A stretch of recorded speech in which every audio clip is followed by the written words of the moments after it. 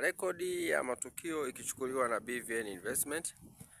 Leo tulikuwa katika shamba la kuzalisha mbuzi ambao tulikuwa tunatoa chanjo ya mifugo ikijumuishwa chanjo ya mbuzi, kondoo na ng'ombe.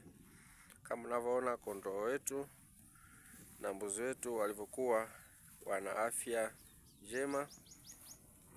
Hivyo wamepewa chanjo ya minyoo na vitamini ambao wanapewa kila baada ya miezi miwili.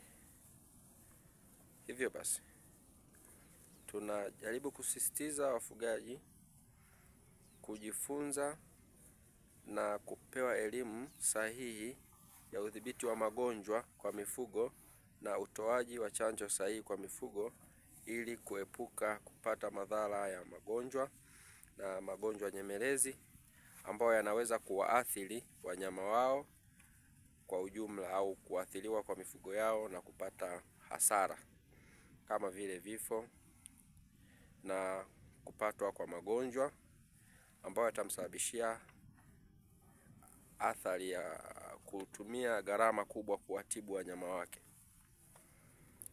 Ripoti ya matukio ikiwa imerekodiwa na BVN Investment, mtaalamu wa mifugo na kilimo. Karibu sana.